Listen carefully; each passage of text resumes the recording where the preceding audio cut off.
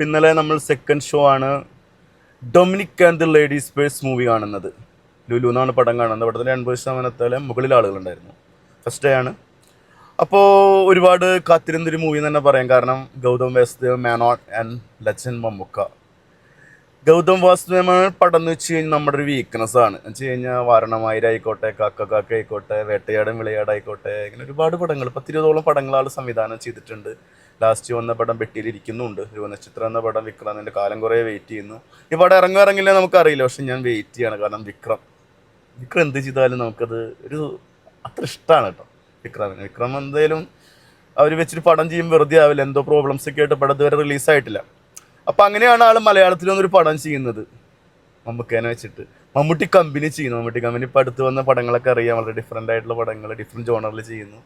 ആളും കൂടി ഒന്നിക്കുമ്പോൾ എന്തൊക്കെ പറഞ്ഞാലും യാതൊരു പ്രമോഷനൊന്നും ഇല്ലെങ്കിലും ഭയങ്കര പ്രതീക്ഷ ഉള്ളിലുണ്ടായിരുന്നു കേട്ടോ.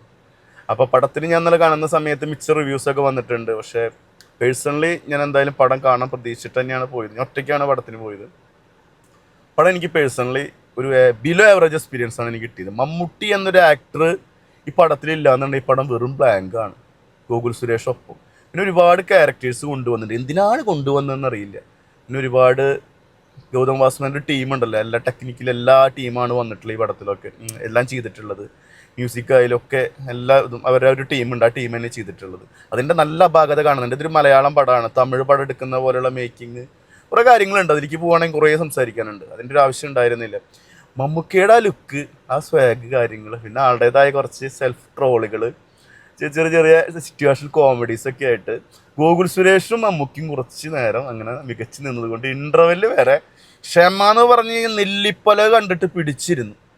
ഇൻ്റർവെൽ വരെ പിടിച്ചിരുന്ന ആൾക്ക് ഇൻ്റർവെല്ലിന് ശേഷം പടം കാണാം. അതിനുള്ള സാധനങ്ങൾ കുറച്ച് ഫാസ്റ്റ് മേക്കിംഗ് ആയി 2 മണിക്കൂർ 37 മിനിറ്റ് പടമുണ്ട്. പിന്നെ ഉണ്ടെന്ന കുറച്ച് കാര്യങ്ങൾ ഇങ്ങനെ നല്ല രസമായിട്ട് പോകുന്നുണ്ട്. അതാണ് പടം നമുക്ക് ബോറടിക്കാതിരുന്ന് കാണാൻ പറ്റുന്ന ദിവസം വരുന്ന അവിടെയാണ്. ത്രൂ ഔട്ട് മമ്മൂക്ക തന്നെയാണ്. ഓരോ സീനുകളൊക്കെ വന്ന് പോകുന്നുണ്ട്. കുറേ സാധനങ്ങൾ ഇതിൽ എടുത്തിടുന്നുണ്ട്. സെൽഫ് ട്രോൾ ഉണ്ട്, ഫിലിം സംബന്ധമായിട്ടുള്ള റെഫറൻസുകളുണ്ട്. അങ്ങനെ അങ്ങനെ അങ്ങനെ പോയി ക്ലൈമാക്സ് ഒരു പ്രഡിക്റ്റബിൾ ക്ലൈമാക്സ്. പ്രഡിക്റ്റബിൾ എന്ന് വെച്ച് കഴിഞ്ഞാൽ ഒരു ഫിലിമിൻ്റെ സെയിം ക്ലൈമാക്സ്. ആ പടം കണ്ട ആളുകൾക്ക് അറിയാം. ഞാൻ ആ പടം ഈ പടമായിട്ട് നമ്മളൊരു 1 വീക്ക് കഴിഞ്ഞിട്ട് വീഡിയോ നമ്മൾ പ്ലാൻ ചെയ്യുന്നുണ്ട്. പക്ഷേ നമുക്ക് ഇപ്പോൾ ആ പടം കാണാത്ത ആളുകൾക്കൊക്കെ ഈ പടം ചിലപ്പോൾ ഇൻ്റർവെല് കഴിഞ്ഞ് ഇറങ്ങിപ്പോരുമ്പോൾ പടം കഴിഞ്ഞ് ഇറങ്ങിപ്പോരുമ്പോൾ മോശമില്ലാന്നൊരു എക്സ്പീരിയൻസ്. ആ പടം കണ്ട ആളുകൾക്ക് ഈ പടം എന്ന് വെച്ച് കഴിഞ്ഞാൽ വളരെ ദയനീയ അവസ്ഥയായിട്ട് തോന്നും.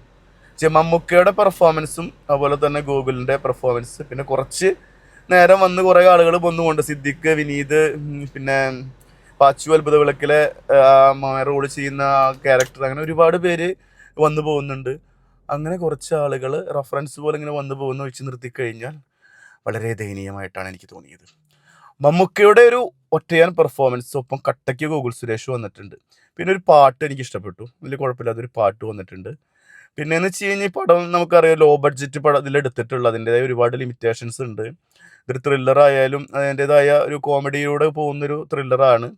പിന്നെ മമ്മൂക്കയുടെ ഡാൻസ് വരുന്നുണ്ട്. എന്തിനാണ് ആ ഡാൻസ് ചെയ്യിച്ചതെന്ന് ഇപ്പോഴും സംശയമുണ്ട്. അതിൻ്റെ ആവശ്യം ഉണ്ടായിരുന്നില്ലെന്ന് തോന്നുന്നു. മമ്മൂക്ക ഡാൻസ് കളിച്ച് എത്രത്തോളം ഉണ്ടെന്ന് നമുക്കറിയാൻ പറ്റും. അപ്പോൾ അത് ചിലരൊക്കെ ഫാൻസുകാരൊക്കെ ആഘോഷിക്കുന്നത് കണ്ടു. നമുക്കും അത് ഇഷ്ടപ്പെട്ടു. പക്ഷേ ഇതിൻ്റെ ആവശ്യം ഉണ്ടായിരുന്നില്ല അവിടെ. പിന്നെയെന്ന് വെച്ച് കഴിഞ്ഞാൽ ഇതൊരു ഡിറ്റക്റ്റീവ് റോളാണ് ആൾ ചെയ്യുന്നത്. ആളുടെ ലുക്കും കാര്യങ്ങളും ആളെ റൂമും കാര്യങ്ങളൊക്കെ കുറേ കാര്യങ്ങളൊക്കെ എടുത്തു പറയാനുണ്ട്. അതൊക്കെ രസമായിട്ടുണ്ട്.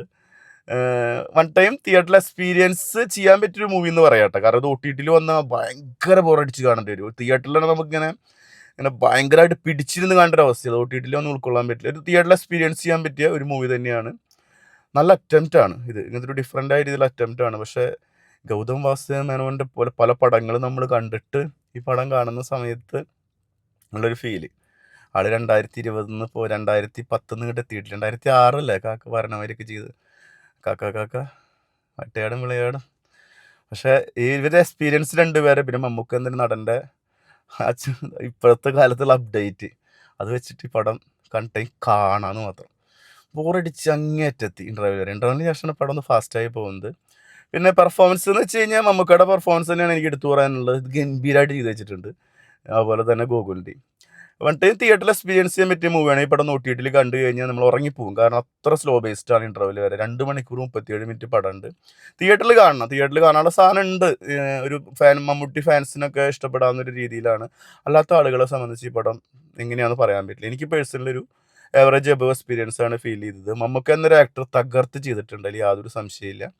ഇതിൻ്റെ പേഴ്സണൽ ഒപ്പീനിയൻ ആണ്. ഒരുപാട് പേര് നീ മോഹൻലാൽ ഫാനല്ലേ എന്നൊക്കെ പറഞ്ഞ് വന്ന് ട്രോളാൻ നിൽക്കേണ്ടത് എൻ്റെ പേഴ്സണൽ ഒപ്പീനിയനാണ്. മമ്മൂട്ടി കമ്പനി ചെയ്യുന്നൊരു പടം, ഗൗതം വാസുമേനോൻ സംവിധാനം ചെയ്യുന്ന പടം, മമ്മൂട്ടി അഭിനയിക്കുന്നൊക്കെ പറയുമ്പോൾ പ്രതീക്ഷ ഹൈ ആണ്.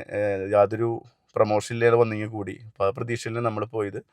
ഡിഫറെൻറ്റ് റിവ്യൂസ് ഉണ്ട്, ഡിഫറെൻറ്റ് അഭിപ്രായങ്ങളുണ്ട്. എന്തായാലും ഞാൻ പറയുന്നത് ഈ പടം തിയേറ്ററിൽ കാണണം, OTTക്ക് വെയിറ്റ് ചെയ്ത്. കാരണം OTTയിലൊന്നും നമ്മൾ ഈ പടം ഒരുമിച്ച് കാണില്ല, അത്രയും ലാഗാണ്. അതുകൊണ്ടാണ്. It's my personal opinion. Bye Mukesh.